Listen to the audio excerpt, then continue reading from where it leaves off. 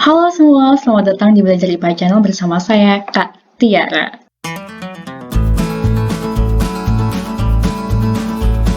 Jadi, ini adalah lensa. Perbedaan lensa dengan cermin adalah kalau lensa itu kan benda bening ya, ditembus. Tapi kalau cermin, ini dia hanya mempresentasikan depannya aja ini. Dan sementara belakangnya ada tutup ya.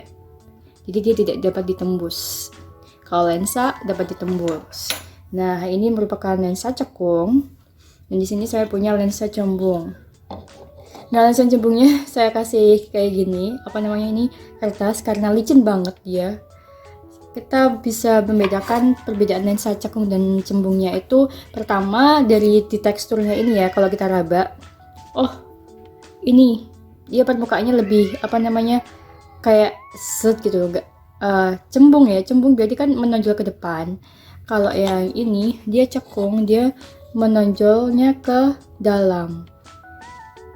Kalian nggak bisa merasakan, tapi kita lihat dari pembentukan bayangan aja. Kebetulan di sini ada bola belah, ada bola dunia.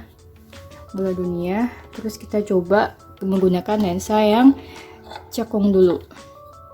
Nah, lensa cekung itu seperti ini. Dia tetap kecil ya, Malawi ada apa itu, tidak kelihatan kan, kalau saya sih tidak kelihatan. Ini Zambia, Angola. Ini adalah pembentukan bayangan ketika kalian menggunakan lensa cekung. Kita lihat kalau kita menggunakan lensa cembung. Wow, lebih jelas sekali. Ada Angola, Zambia, Namibia, dan lain sebagainya, Tanzania. Benda dilihat menggunakan lensa cekung menghasilkan bayangan yang nampak pada mata kita seperti ini. Jadi dia lihat diperkecil ya, objeknya segini. Pakai lensa cekung jadi segini. Ini pada jarak yang sama juga kita geser. Menggunakan lensa cembung, maka akan menghasilkan benda yang lebih besar.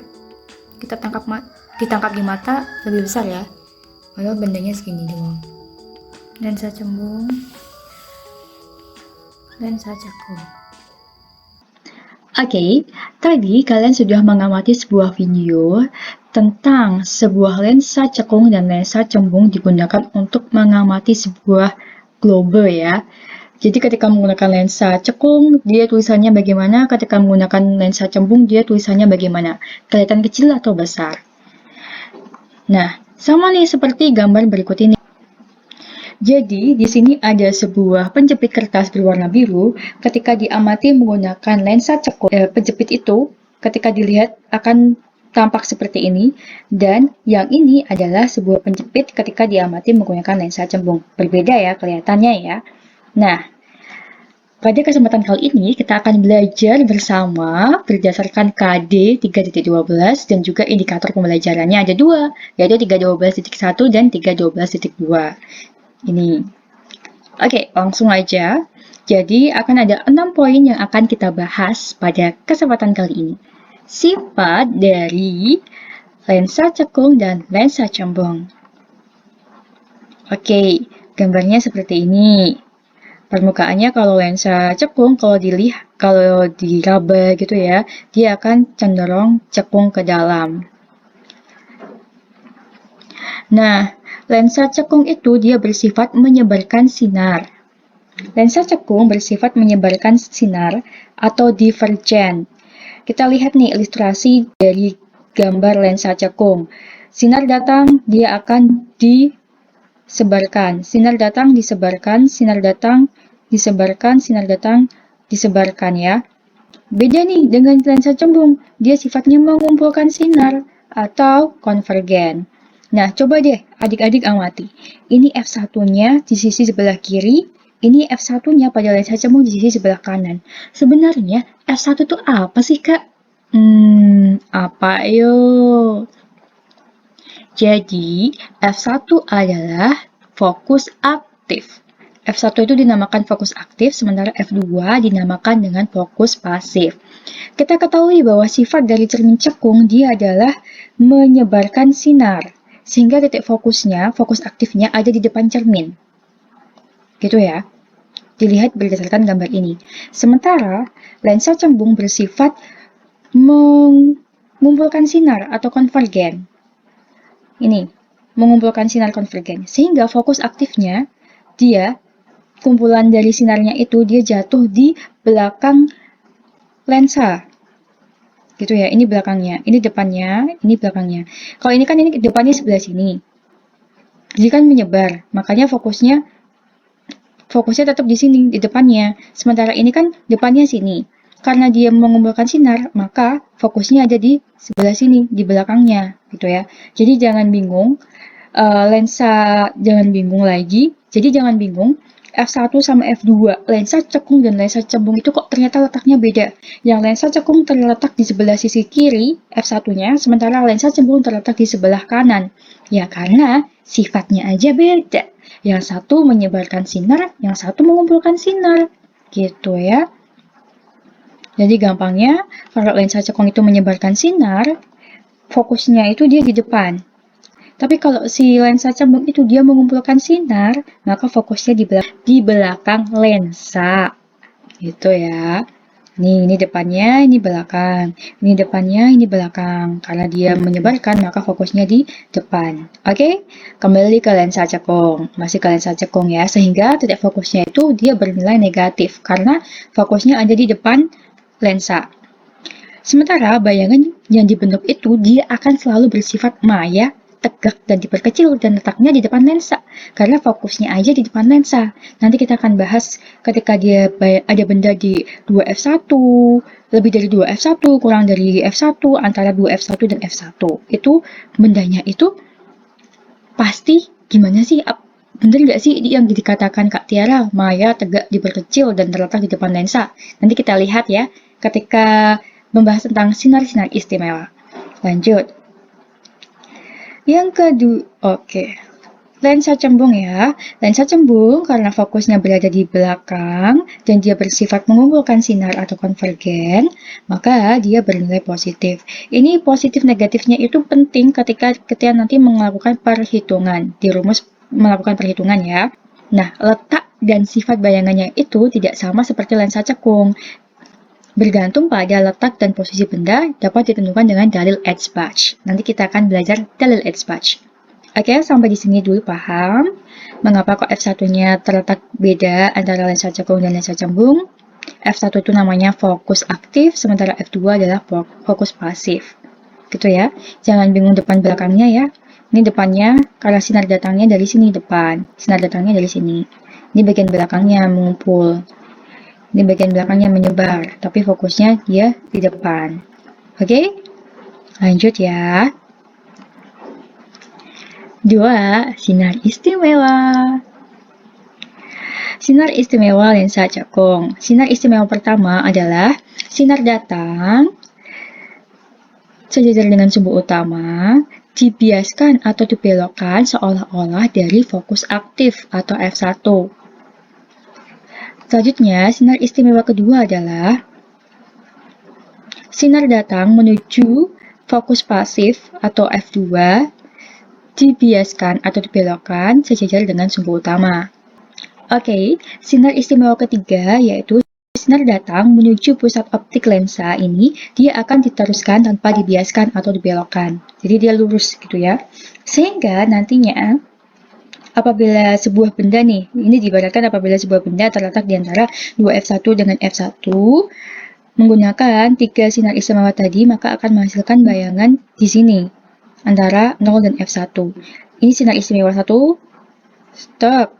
Sinar istimewa 2, ini, dan sinar istimewa ketiga sini. Maka dia terbentuk bayangan di sini. Lanjutnya ya. Oh ya, jangan bingung. F1, 2F1, F2, 2F2 itu nentuinnya apa sih Kak? Sebenarnya apa sih Kak? Jadi apabila kita membeli sebuah lensa cekung atau lensa cembung, pasti akan ditanya ini, ada pilihannya nih. Mau fokusnya berapa? Minus plusnya berapa? Oh, lensa cekung mau yang minus 15 cm, minus 20 cm, atau minus 5 cm gitu ya. Tergantung ukuran yang kita inginkan. Kayak kita mau beli baju nih, Mau size S, M, L, atau XL. Nah, gitu. Jadi panjang fokusnya beda-beda. Jadi semisal nih di sini sebuah lensa cekung memiliki fokusnya 5 cm, maka dua f1-nya berapa? Dua fokusnya berapa? Berarti dua fokusnya adalah 10 cm. Nah, berarti kalau semisal ada sebuah benda di lebih dari 2 f1, maka dia letaknya lebih dari 10 cm, lebih dari 10 cm nih. Kalau semisal fokusnya, nilai panjang fokusnya 5 cm. Gitu ya. Oke. Ini kan bendanya di antara 2F1 sama F1. Kalau ini lebih dari 2F1 akan menghasilkan bayangan seperti ini. Lalu bendanya kurang dari F1 akan menghasilkan bayangan seperti ini. Coba deh, amati. Maupun dia itu terletak sebuah benda pada lensa cekung, di depan lensa cekung ya, mau terletak di antara 2F1 ataupun lebih dari 2F1 ataupun kurang dari F1, maka dia akan selalu terletak di depan lensa dengan sifatnya diperkecil, tegak, dan maya. Tidak dapat ditangkap oleh layar. Nih, tegak, diperkecil, maya di depan lensa. Tegak, diperkecil, maya di depan lensa. Maya itu artinya tidak dapat ditangkap oleh layar. Itu ya. Sampai sini dulu, dipahami dulu. Sinar istimewa pada lensa cekung. Itu ya. Nih, dia sifatnya menyebar, menyebar. Nanti kalian bisa membedakan kalau lensa cembung tuh dia sinar istimewanya tetap menuju, nggak nyebar gitu ya. Oke, cukup. Kita lanjut ya. Lanjut. Sinar istimewa pada lensa cembung. Sinar datang sejajar dengan sumber utama, dibiaskan atau dibelokkan menuju fokus aktif lensa cembung atau f1. Selanjutnya, sinar istimewa 2. Suatu sinar datang melalui titik fokus pasif atau f2 di sini, dia akan dibiaskan atau dibelokkan sejajar dengan sumber utama. Berikutnya, sinar istimewa ketiga ini sama halnya dengan sinar istimewa ketiga juga pada lensa cekung, yaitu sinar datang melalui pusat lensa atau O akan diteruskan tanpa dibiaskan. Ini kan lurus gitu ya, nggak dibiaskan, nggak dibelokkan, nggak dibiaskan atau dibelokkan. Begitu. Nah, apabila sinar istimewa 1, 2, 3 itu dilukiskan untuk mengetahui bayangan benda pada benda yang diletakkan di lebih dari 2F2 lensa cekung, maka akan menghasilkan bayangannya di sini. Ini sinar istimewa 1, sinar istimewa 2 yang warna hijau, sinar istimewa 3 yang warna merah. Seperti itu. Nah, ini kan bisa kalian amatikan. Ini dia menuju titik fokus. Ini gini. Ini gini. Jadi dia nggak nyebar, sifatnya nggak nyebar. Set. Gitu ya. Kan mengumpulkan, bersifat mengumpulkan sinar ya. Yuk. Kita amati nih. Ini apabila sebuah benda diletakkan di antara 2F2 dan F2, maka dia akan menghasilkan bayangan terbalik, diperbesar, nyata. Gitu ya. Apabila benda diletakkan pada kurang dari F2, maka dia akan menghasilkan bayangan diperbesar, tegak, maya. Nah, kita dapat simpulkan nih. Seperti yang sudah Kak Tiara jelasin tadi, kalau si lensa cekung dia mau itu letaknya di antara 2F2, F2 ataupun kurang dari F1 atau lebih dari 2F1, maka dia akan selalu menghasilkan bayangan maya, tegak, diperkecil, dan selalu terletak di depan lensa cekung. Kalau lensa cembung, itu tadi letaknya berdasarkan pada posisi benda. Misalnya benda di antara 2F2 dan F2, maka hasilnya beda. Benda kurang dari F2 hasilnya pun beda gitu ya. Ini kita bisa pelajari dengan hukum dalil Edgebach. Dalil Edgebach itu berlaku pada lensa cembung kalau pada lensa. Tetapi kalau pada cermin, dalil Edgebach itu berlaku pada cermin cekung. Jadi kebalikannya ya. Nah, dalil Edgebach itu ruang benda ditambah ruang bayangan sama dengan 5. Pada lensa cembung, itu berbeda pada cermin cekung. Kalau pada cermin cekung itu tidak ada perbedaan antara ruang bayangan dan ruang benda. Tetapi kalau di lensa cembung, itu ada perbedaan antara ruang bayangan dan ruang benda. Jadi gini, bahasnya yang gampang ruang bayangannya dulu aja ya, supaya nggak bingung. Kita ketahui bahwa lensa cembung tadi itu memiliki sifat apa? Mengumpulkan sinar. Jadi ada sebuah lensa, dia bersifat mengumpulkan sinar. Ini kan lensa cembung namanya ya. Makanya otomatis biasanya bayangan itu akan jatuh di belakang lensa kan. Nah, di sini ruang bayangan satu itu di depan lensa sebelum fokus utama. Jadi terletak di antara 0 sampai F1. Sementara F1 sampai 2F1 itu ruang bayangan 2 dan lebih dari 2F1 itu ruang bayangan 3. Ruang bayangan 4-nya terletak di depan lensa. Gitu ya, ini belakang, ini depan. Pokoknya kalau misalnya bingung tentang ruang bayangan ruang benda, kalian gambar dulu nih. Gambar lensa cekung, terus kalian bagi 4 ruang. Fokusnya aktif di sebelah sisi kanan, F1, 2F1, fokus pasifnya di sebelah sisi kiri, F2, 2F2. Nah, karena si lensa cembung itu bersifat mengumpulkan sinar, maka otomatis pasti itu ya bayangannya di sisi sebelah kanan, di fokus yang aktif. Maka kalian tuliskan aja ruang bayangan 1, ruang bayangan 2, ruang bayangan 3, dan ruang bayangannya 4 ada di depannya. Gitu. Terus kita balik ke sebelah sini, ada ruang benda. Biasanya kalau kalian meletakkan benda itu di depan lensa apa di belakang lensa? Pasti di depan lensa kan? Nah, maka ruang bendanya satu itu ada di sisi sebelah kiri, yaitu di fokus pasifnya. Berarti ruang benda satu itu terletak di antara 0, O, sampai F2. Ruang benda 2 terletak di antara F2 sampai 2F2, dan ruang benda 3 terletak di antara lebih dari 2F2, sementara ruang bendanya 4 terletak di belakang lensa, yaitu pada fokus aktifnya. Daerah fokus aktif, pokoknya di belakang lensa, gitu ya. Sampai sini dulu paham? Jadi untuk menentukan ruang bendanya, kalian ingat-ingat dulu, kalian pakai logika aja. Jadi untuk menentukan ruang bendanya, kalian pakai logika aja. Kalau kalian itu menggunakan lensa cembung, kalian akan meletakkan bendanya itu di depan apa di belakang? Otomatis di depan kan? Kalau di depan berarti dia di fokus pasifnya F2.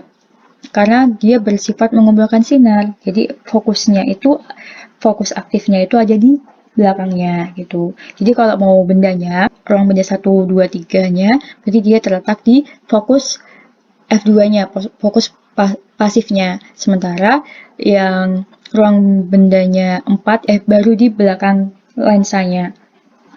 Nah, terus karena si lensa cembung itu bersifat mengumpulkan sinar, otomatis dia letak bayangan pertamanya di belakang F1, di belakang lensa. Maka fokus aktifnya ada di belakang lensa. Ya udah, jadi belakang lensa ke sana itu ruang bayangan 1 sampai 3, baru di depan lensanya itu baru ruang bayangan 4. Gitu ya. Itu cara mudahnya. Cara logikanya sih sebenarnya, pakai logika. Lanjut. Oke. Yuk kita coba yuk. Apabila benda terletak di ruang 1 antara 0 sampai F2, jadi ini diibaratkan di sini ada benda, maka pada lensa cembung dengan dalil S-Batch kita bisa menentukan di mana letak bayangannya dan sifatnya. Benda di ruang 1, maka bayangan ada di ruang 4. Di sini ya, ruang 4. Dari 1 ke 4, dia lebih besar apa lebih kecil 4-nya itu? Lebih besar kan, naik kan, berarti dia diperbesar. Nah, karena dia terletak di belakang, karena dia terletak di depan lensa, maka dia bersifat maya tegak. Jadi, letak bayangannya ada di ruang 4, bersifat maya tegak diperbesar. Sip, benar kan? Ini, ya. Yuk, kita lanjut ini, teka-teki yang kedua. Sama-sama belajar bersama ya, sama-sama mikir ya. Tebak-tebakan ya, yuk. Apabila benda terletak di ruang 2, yaitu antara F dan 2F. Ini ya, berarti benda terletak di sini. Maka, bayangan ada di ruang berapa? Kan ruang benda sama ruang bayangan sama dengan 5. Kalau bendanya di ruang 2, maka bayangan di ruang 3 kan. Bayangan di ruang 3, bayangan di sini.